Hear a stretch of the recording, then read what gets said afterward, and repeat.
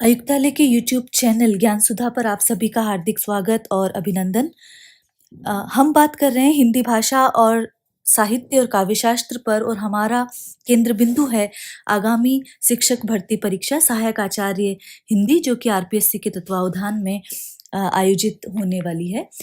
साथ ही हम नेट और सेट संबंधी जो महत्वपूर्ण तथ्य हैं हिंदी भाषा, साहित्य और काव्यशास्त्र के, उन पर भी सतत चर्चा कर रहे हैं। इसी क्रम में हम बात कर रहे हैं कबीर ग्रंथावली की, और जब हम कबीर ग्रंथावली की बात करते हैं तो हमें पता है कि इसके संपादक बाबू श्याम सुंदर दास हैं, और यही इनके संपादकत्व में जो कृति है वही पाठ्यक्रम में समावेशित है, और इसका प्रकाशन स्थान काशी नागरी प्रचारणी सभा इंडियन प्रेस लिमिटेड प्रयाग से हुआ है।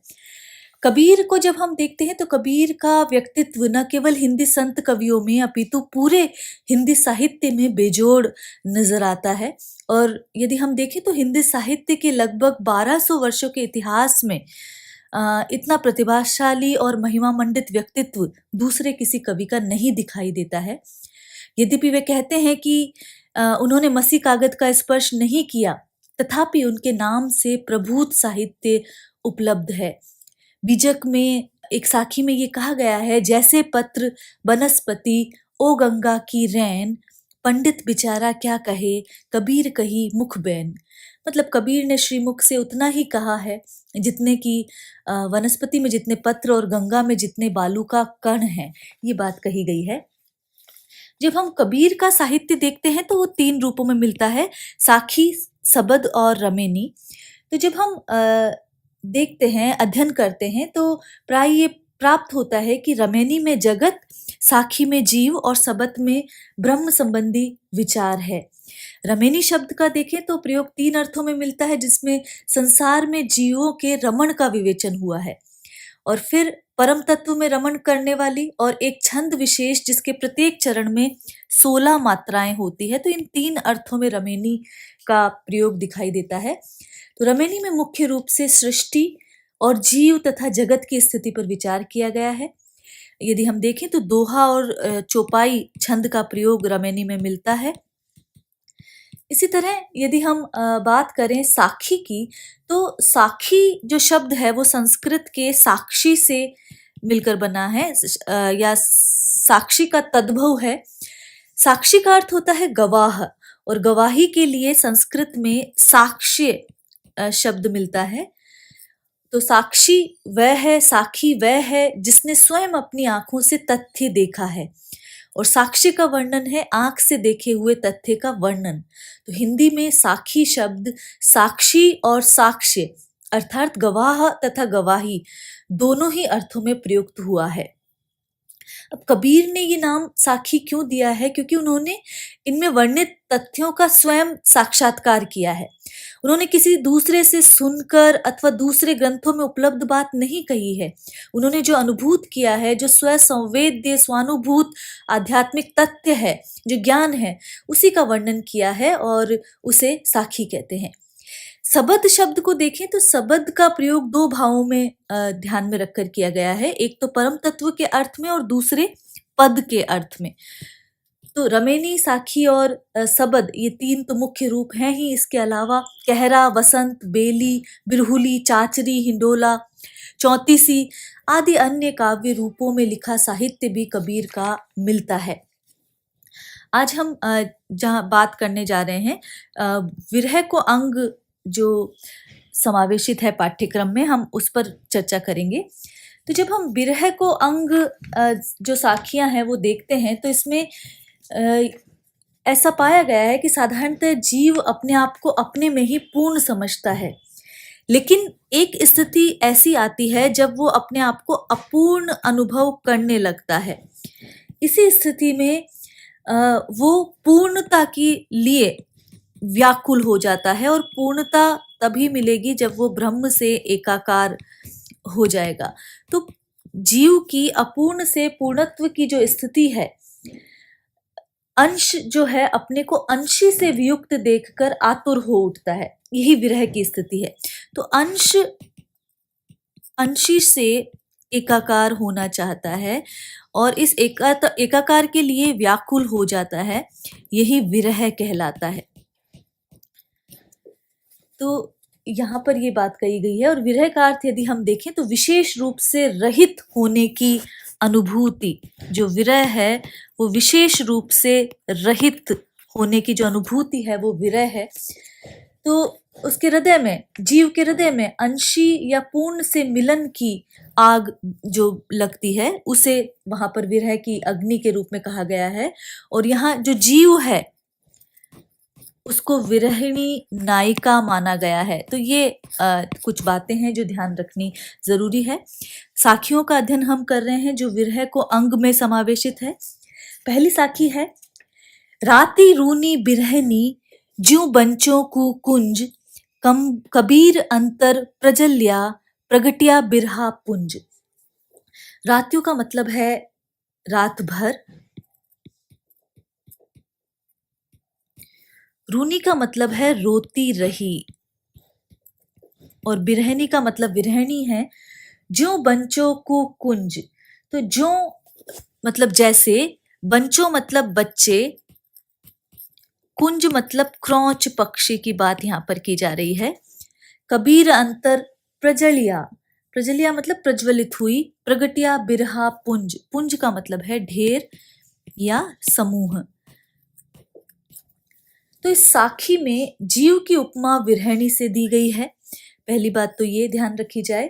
तो विरहणी, रात्यों रूनी बिरहनी जू बंचों को कुंज, कि विरहणी अपने प्रिय के वियोग में, जो विरहणी आत्मा है, जो जीव है, वो अपने प्रिय के वियोग में अर्थात ब्रह्म के वियोग में रात भर उसी प्रकार रोती रही जैसे क्रौच पक्षी जो है अपने बच्चों के वियोग में रोता रहता है। कबीर अंतर प्रजल्या प्रगटिया बिरहा पुंज, कबीर कहते हैं कि विरह रूपी अग्निपुंज, विरह रूपी अग्निपुंज अपने भीतर भबक उठा है, अर्थात विरह वेदना जग उठी है। तो बिरहा पुंज में यहाँ पर देखें तो रूपक अलंकार है।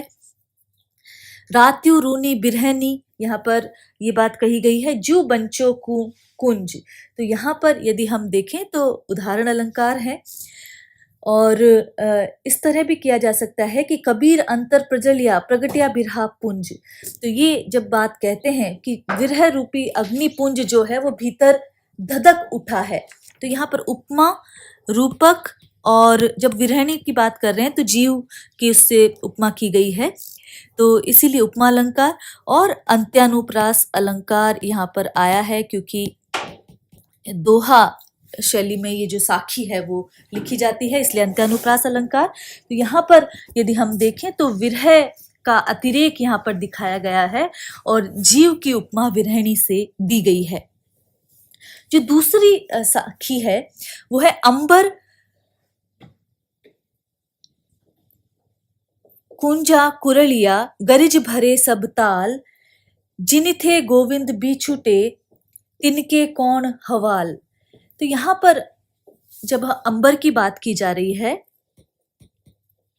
इसे यूं देखा जाए, अंबर कुंजा कुरलिया, कुंजा क्रौच पक्षी, कुरलिया का मतलब है चीखने लगे, व्याकुल होने लगे, गरिज भरे सब ताल, गरज भर के मतलब यहाँ एक पाठ गरजी भी होता है और जिसका मतलब है गूंज कर, गुंजायमान होकर। अंबर कुंजा कुरलिया गरिज भरे सब ताल, जिन थे गोविंद बिछुटे तिनके कौन हवाल।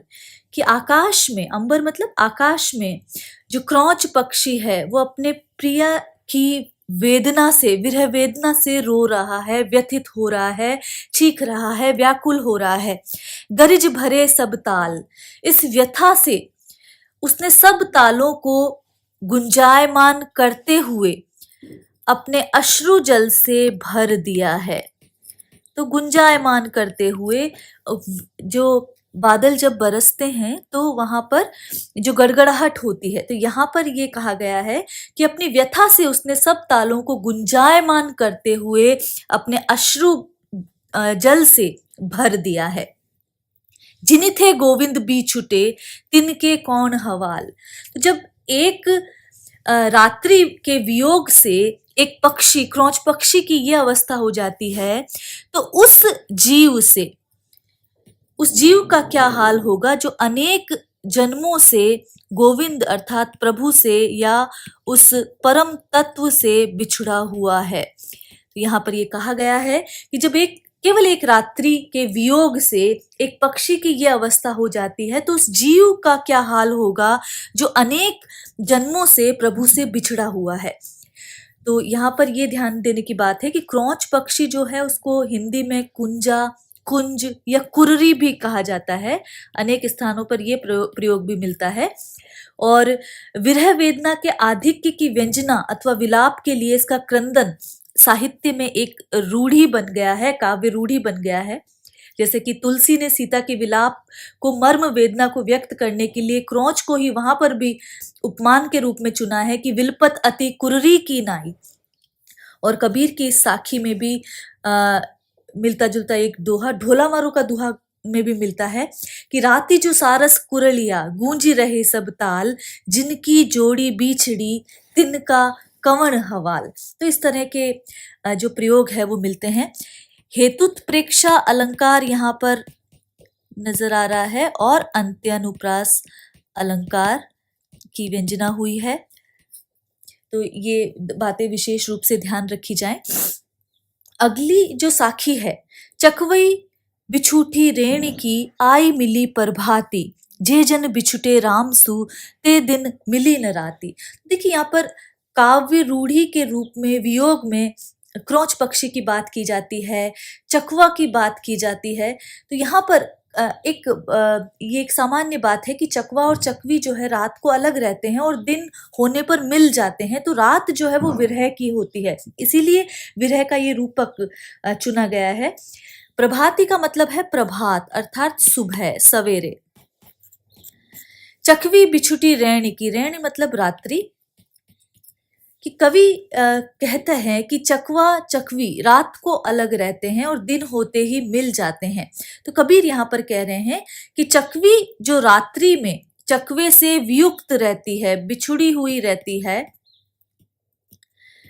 प्रातःकाल होते ही वो अपने प्रिय से मिल जाती है। आई मिली प्रभाती, प्रातःकाल होते ही वो अपने प्रिय से मिल जाती है। जे जन बिछुटे राम सु ते दिन मिली न राती, परंतु जो जीव है, जो बेचारा जीव है, वो राम से, प्रभु से वियुक्त हो गया है, वह न तो रात को मिल पाता है न दिन को ही मिल पाता है। तो जो जीव जो प्रभु से वियुक्त हो गया है, वो न दिन को उसको प्रभु से मिलन हो पाता है, ब्रह्म से मिलन हो पाता है, न ही रात्रि को। तो इसमें व्यंजना यह है कि चकवी में तो वियोग की वेदना रहती है, परंतु अज्ञानी जीव में वियोग की वेदना ही नहीं होती। तो जब वियोग की वेदना ही नहीं है तो संयोग कैसे होगा? यहाँ पर व्यतिरेक अलंकार है, क्योंकि जब उपमेय का वहां पर हानि दिखाई गई है तो वहां पर व्यतिरेक अलंकार माना जाएगा और अंत्यानुप्रास अलंकार का प्रयोग भी यहाँ पर द्रष्टव्य है। तो ये बातें ध्यान रखी जाए। अगली जो साखी है, बासुरी सुख न रैणी सुख, ना सुख सुपने माही, कबीर बिछटा राम सु, न सुख धूप न छाह। तो वही बात प्रकारांतर से कबीर यहाँ पर अन्य साखी के माध्यम से कह रहे हैं कि अंश जब अंशी से वियुक्त हो जाता है, अंश का मतलब है जीव और अंशी का मतलब है ईश्वर या ब्रह्म तत्व। बासुरी सुख ना रेणी सुख, ना सुख सुपने माही। तो जब अंशी से वियुक्त हो जाता है और जब कुल से ही अलग हो जाता है तो उसे चैन नहीं मिलता। तो जब तक अंश अंशी से जुड़ा रहता है, जीव जो अंश है और ईश्वर जो अंशी है, यदि वो नहीं मिले तो जीव को न तो दिन में चैन मिलता है न रात में, और उसे स्वप्न में भी सुख प्राप्त नहीं हो सकता। बासुरी सुख, न दिन में सुख है न रात्रि में सुख है और ना ही सपने में ही उसे सुख प्राप्त हो सकता है। कबीर बिछटा राम सु, न सुख धूप न चाह। राम से बिछुड़ने पर उसे न धूप में सुख है और न छाया में। तो जीव अपने अंशी से बिछुड़कर इधर उधर सुख को टोहता रहता है, परंतु उसे सुख मिलता नहीं। वह जिसे सुख समझता है वह भी दुख में परिणत हो जाता है और उसे वास्तविक सुख अपने अंशी या राम या ब्रह्म से मिलने पर ही मिल सकता है। ये बात कबीर यहाँ पर कहते हैं। अगली जो साखी है उसमें जो जीव को बिरहनी की उपमा दी गई है वो बात यहाँ पर है कि बिरहनी ऊभी पंत सिरी पंथी बूझे धाय, एक सबद कही पीव का कब्रे मिलेंगे आए। तो यहाँ पंथी का मतलब है पथिक, राहगीर, धाई का मतलब है दौड़कर, और जब सबद की बात की जाती है तो यहाँ सबद का मतलब संदेश से है, पीव का मतलब प्रिय से है और प्रकारांतर से ब्रह्म तत्व से है। तो इस साखी में विरहणी जो है वो जीवात्मा का प्रतीक है और पंथी जो है साधक या गुरु का प्रतीक है। तो जैसे विरहणी रास्ते के छोर पर खड़ी हुई प्रत्येक राहगीर से, प्रत्येक पथिक से पूछती है कि मेरे प्रियतम का कोई संदेश बता दो कि वह कब आकर मिलेंगे, वैसे ही जीव संसार रूपी पथ पर खड़ा हुआ प्रत्येक साधक या संत से पूछता रहता है कि मेरे प्रियतम राम का कोई संदेश बता दो, कोई राह बता दो कि उनसे मेरा मिलन कब होगा। तो यहाँ पर यदि हम देखें तो जीव की जो सांसारिक स्थिति है, चाहे उसमें वे कितना ही सुख ऐश्वर्य से संपन्न क्यों ना हो, उसमें एक अभाव, एक रिक्तता, एक अपूर्ति, एक अपूर्णता की टीस बनी रहती है, जिसमें ये वेदना अधिक होती है। और वो शास्त्र से, विभिन्न संप्रदायों से, विभिन्न संतों से ये पूछता रहता है कि इस वियोग का अंत कब होगा। जिनमें वेदना तीव्र नहीं होती वह भी एक अनंत अक्षय आनंद की खोज में लगे रहते हैं और सांसारिक भोग से उनकी भी पूर्ण तृप्ति नहीं होती। तो वे एक भोग के बाद दूसरे भोग से चिपके रहते हैं, परंतु उन्हें ये नहीं पता होता कि उन्हें अक्षय आनंद की प्राप्ति कैसे होगी। यही अक्षय आनंद प्रियतम का संदेश है जिसे जीव प्राप्त करना चाहता है। तो एक शब्द कही पीव का कब्रे मिलेंगे आए। तो ये बात यहाँ पर कही गई है, कब जो है प्रिय आकर मिलेंगे। कब्र मतलब किस दिन जो ब्रह्म तत्व की प्राप्ति मुझे हो जाएगी।